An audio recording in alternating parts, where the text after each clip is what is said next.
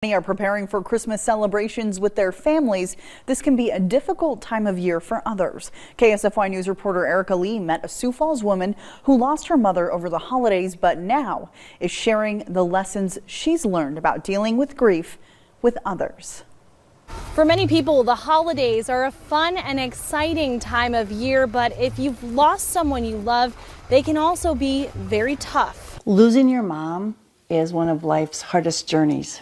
And I learned that the very hard way by losing mine very suddenly just before Christmas in 1990. Dee Dee Rapp was just 34 years old, preparing for another Christmas with her growing family. And in the middle of all that chaos on December 5th, I got a phone call saying Mom had died of a heart attack. She never had the chance to say goodbye or to thank her mom for all of the things you might forget to thank your mom for over the years. And so you face that first Christmas without your mom or your loved one, and that's a pretty hard Christmas. 9 years later, she looked up at her Christmas tree, decorated with ornaments her mom had made. And I remember sitting on the couch looking at those ornaments and seeing them for the first time as gifts from her life, gifts that she had made for me. And started to think about all the things she wanted to tell her. And something told me to get up and go downstairs to my computer. And I found my hands moving to the keyboard, and I wrote, "Dear Mom." And I wrote my mom this letter, and I just bawled. I had all these years of grief piled up inside of me.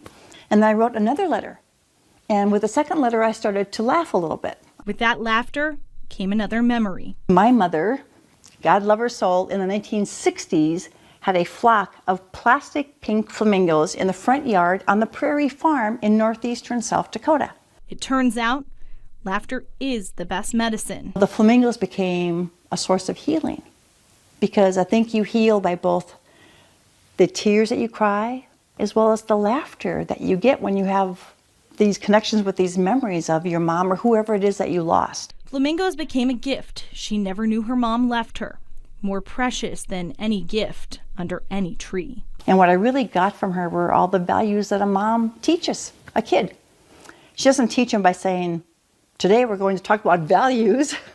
She teaches them by how she lives, by her words, her actions, and her traditions. Those traditions are now her traditions too. In honor of my mom, I have a pink flamingo tree this year, which is right here.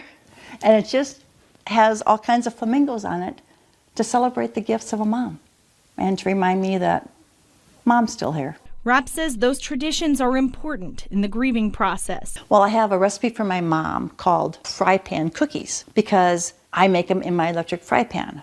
Why do I do that? Because my mom made hers in her electric fry pan.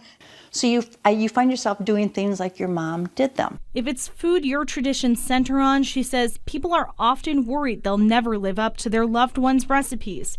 But that shouldn't matter. Think about what you did with that person. And when you think about those memories, it's just going to fill you with that feeling of love and connection. And it's going to be like getting the best hug ever. Rapp says writing letters, 70 in all, helped her heal. She believes writing to the person you've loved and lost can help you too, especially if you're not sure where to start. One memory opens up another memory. And when you write about that, I think you just kind of clarify that a little bit in your mind and you just find another one.